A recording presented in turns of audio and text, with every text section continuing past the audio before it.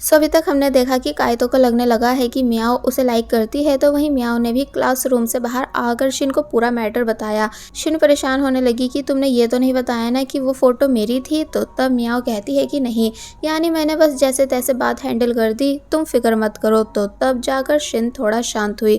जिसके बाद अब हम इन तीनों फ्रेंड्स को बातें करते हुए देखते हैं, जहाँ इनकी प्लानिंग चल रही है कि विंटर ब्रेक में कौन किसके साथ वापस घर जाएगा।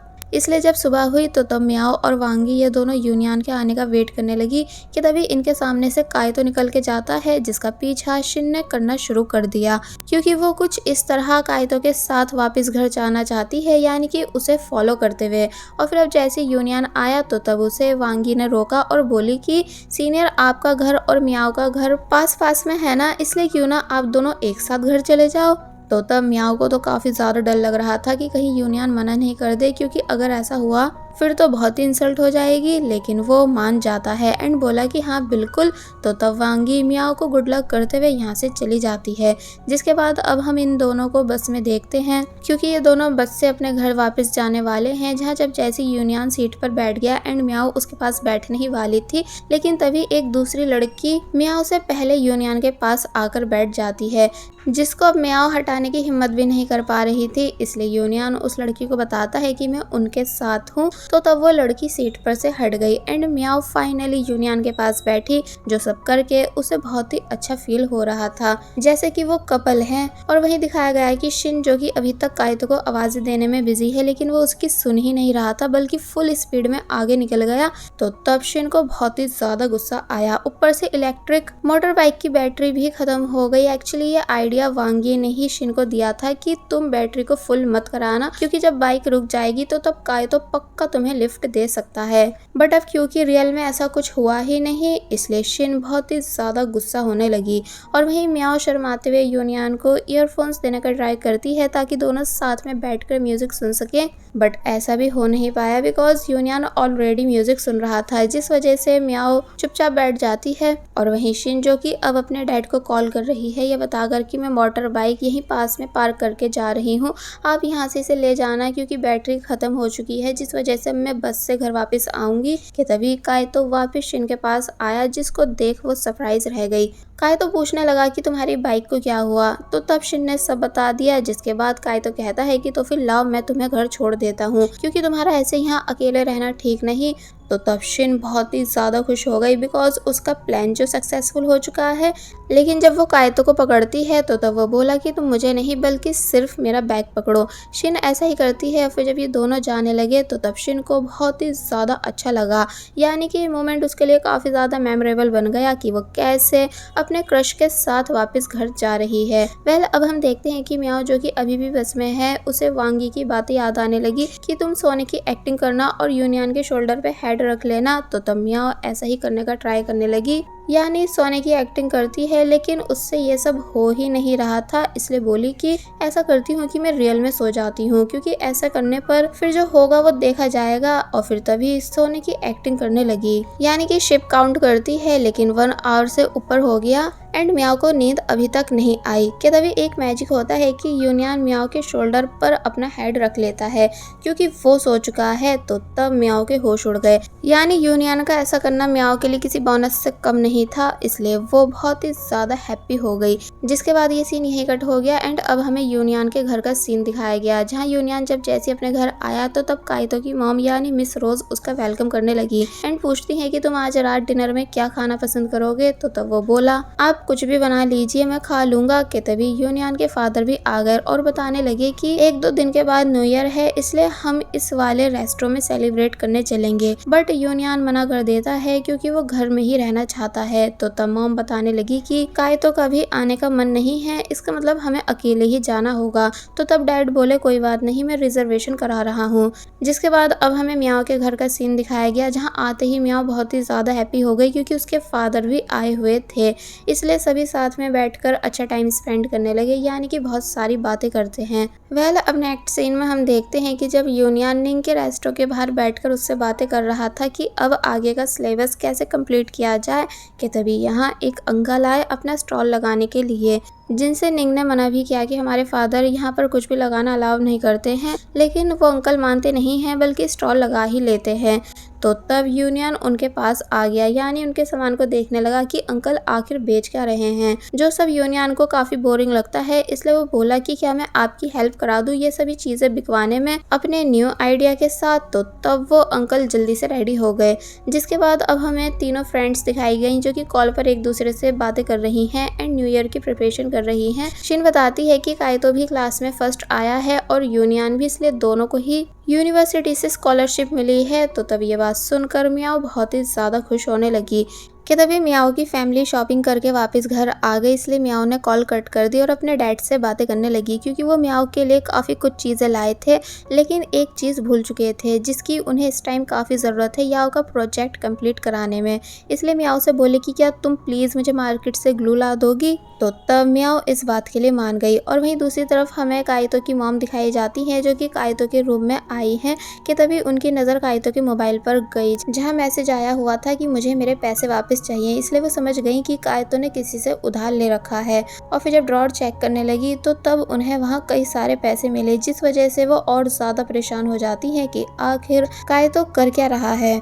और वहीं हम यूनियन को देखते हैं, जिसने उस अंकल के बाउल्स में लाइट हाउस की पेंटिंग बना दी है ताकि अब इन बाउल्स की वैल्यू और ज़्यादा बढ़ जाए। कि तभी यूनियन को मियाओ जाती दिखी, जिसको वो आवाज़ें देने लगा, लेकिन मियाओ उसे देख नहीं पाती है इसलिए रुकती नहीं है। और फिर जब मियाओ अंदर चली गई तो तब यूनियन मियाओ के बाहर आने का वेट करने लगा, यानी बार बार उसी तरफ देख रहा था, जो सब अंकल भी नोटिस कर लेते हैं, इसलिए हंसने लगे। वेल फाइनली मियाओ बाहर आई, जिसको यूनियन ने आवाज़ दी। तो तब मियाओ भी खुश हो जाती है यूनियन को देखकर। यूनियन एक बाउल मियाओ को देता है, ये बोलते हुए कि ये तुम्हारे लिए है मेरी साइड से। तो तब मियाओ और ज़्यादा खुश हो गई, क्योंकि उसको लगा कि इस पर जो पेंटिंग है यूनियन ने स्पेशली उसके लिए बनाई है, क्योंकि ये जगह इन दोनों से रिलेटेड जो है। इसलिए शर्माते हुए यूनियन को थैंक्स करने लगी। लेकिन जब अंकल बताते हैं कि ज़्यादा खुश होने की ज़रूरत नहीं, यानी इस यंग मैन ने मेरे सभी बाउल्स पर सेम पेंटिंग की है, तो ये देख मियाओ चुप हो जाती है, यानी फिर ऐसे प्रिटेंड करने लगी कि जैसे उसको पहले ही इस बारे में पता था। यूनियन भी मियाओ की बातों पर हंसने लगा। और फिर अब जब मियाओ बाय बोलकर चली गई तो तब अंकल पूछते हैं कि लगता है कि ये लड़की तुम्हारे लिए कुछ ज़्यादा ही खास है। तो तब यूनियन शर्माते हुए बोला कि हाँ, क्योंकि अब वो सच में मियाओ को अपनी स्पेशल गर्ल मानने लगा है, यानी कि पसंद करने लगा है। वेल अब नेक्स्ट सीन में हम देखते हैं कि जब काइतो अपने रूम में था तो तब मिस रोज उससे क्वेश्चंस करने आई कि आखिर तुमने किससे उधार ले रखा है एंड तुम्हारे पास इतने सभी पैसे कहाँ से आए। तो तब काइतो बताता है कि अरे वो तो मैंने अपने दोस्त से थोड़े बहुत पैसे उधार लिए थे, लेकिन कोई नहीं, अब मैं उसे वापस कर दूंगा क्योंकि मुझे यूनिवर्सिटी से स्कॉलरशिप मिल चुकी है। मिस रोज समझने लगती है कि काइतो झूठ बोल रहा है, क्योंकि उसने स्टडी करनी छोड़ दी थी, इसलिए एकदम से उसको स्कॉलरशिप कैसे मिल सकती है, वो भी यूनिवर्सिटी से। इसलिए पूछती है कि कहीं ये स्कॉलरशिप यूनियन की तो नहीं। तो तब काइतो को बहुत ज़्यादा गुस्सा आया कि आखिर आप कहना क्या चाह रही हो कि सिर्फ यूनियन स्टडी में अच्छा हो सकता है, मैं नहीं। और फिर तभी गुस्से में यहाँ से चला गया। जिसके बाद अब हमें मियाओ को दिखाया गया, जो कि यूनियन को मिस करते हुए वही बाउल देख रही है, इसलिए उसको तभी उसने अपने उसी ड्रॉर में रख लिया जिसका नाम उसने यूनियन रखा हुआ है। वेल अब दिखाया जाता है कि आज फाइनली न्यू ईयर है, इसलिए सभी इंजॉय कर रहे थे, यानी मियाओ की फैमिली काफ़ी ज़्यादा खुश नज़र आ रही थी।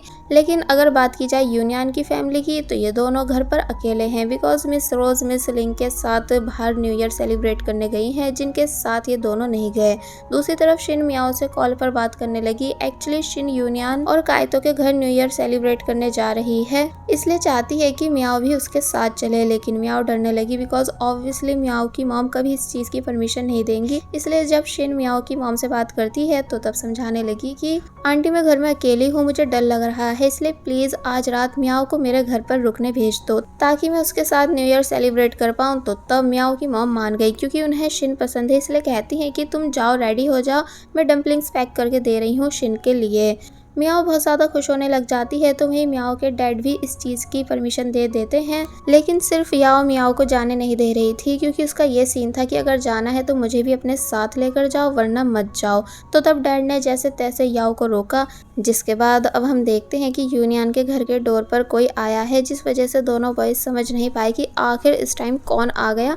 लेकिन जब जैसे डोर ओपन किया तो ये निंग था, जो कि वो भी न्यू ईयर सेलिब्रेट करने आया है। काइतो मना करने लग जाता है कि मुझे कुछ नहीं करना, इसलिए तुम यहाँ से जाओ। कि तभी शिन भी यहाँ आ गई, लेकिन वो तब भी न्यू ईयर सेलिब्रेट करने के लिए मान नहीं रहा था। पर जब जैसी मियाओ आई तो तब उसे देखकर दोनों भाई बहुत ही ज्यादा खुश हो गए, यानी कि स्माइल करने लगे। इसलिए इन तीनों को घर के अंदर ले लेते हैं साथ में न्यू ईयर सेलिब्रेट करने के लिए। अब नेक्स्ट सीन में हमें दिखाया गया है कि ये सब घर के अंदर हैं एंड कार्ड्स खेल रहे हैं, जिनमें इनको काफ़ी मज़ा आ रहा था। कि तभी निंग वाइन लेकर आया और पूछने लगा कि किस किस ने पहले से वाइन पी रखी है। सभी मना करने लगते हैं कि नहीं, हमने तो आज से पहले कभी नहीं पी, इनफैक्ट देखी भी आज पहली बार है। तो वहीं काइतो भी मना करने लगा। तो तब निंग हैरान हुआ, इसलिए बोला कि मुझे तो लगता था कि तुम बैड बॉय हो, लेकिन तुम तो गुड बॉय निकले। पहले निंग ने सभी को वाइन निकाल कर दी, जिसको ये सभी पीने लग जाते हैं एंड काफ़ी ज़्यादा खुश नज़र आ रहे थे, क्योंकि ये एक अलग ही एक्सपीरियंस था इन सभी के लिए। लेकिन सिर्फ यूनियन ज़्यादा पी नहीं रहा था।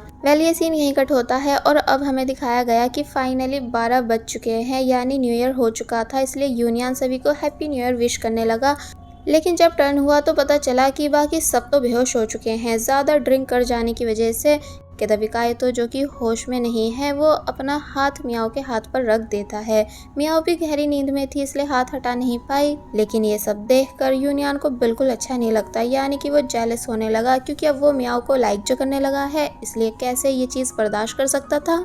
इसलिए उसने काइतो के हाथ को दूर किया मियाओ के हाथ से और फिर इन दोनों को आवाज़ देने लगा कि उठ जाओ, लेकिन कोई भी उठता नहीं। जिसके बाद अब हम देखते हैं कि यूनियन शिन को रूम में लेकर जा रहा है ताकि वो वहाँ आराम से सो सके। कि तभी शिन उठी और बोली कि मुझे वॉमिट आ रही है। यूनियन बोला पर तुम उसे यहाँ मत कर देना। कि तभी वो यूनियन को काफ़ी बुरी तरह मारने लगी कि आखिर तुम मुझे रोक क्यों रहे हो।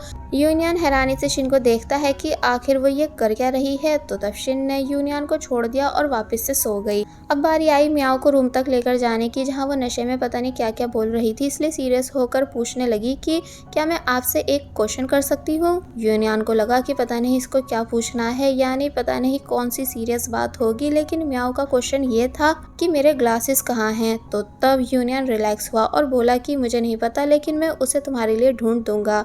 मियाओ कहती है कि वाओ तुम कितने ज़्यादा अच्छे हो, हमेशा मेरी फिक्र करते हो। और फिर तभी वो यूनियन को टाइटली हग कर लेती है, जिस वजह से यूनियन फ्रीज खड़ा रह गया, बिकॉज ये उसके लिए एकदम डिफरेंट फीलिंग थी। इसलिए बहुत देर तक वो आगे चल तक नहीं पाता, मगर फिर बाद में मियाओ को अपने रूम में ले आया। मियाओ पिलो से अपने फेस को कवर करने लगती है। तो तब यूनियन मियाओ पर हंसता है, ये बोलते हुए कि ये कितनी ज़्यादा क्यूट है।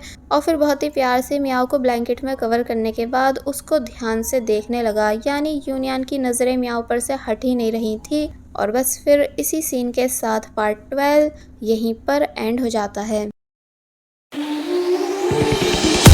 There was a time when you had me falling to the ground.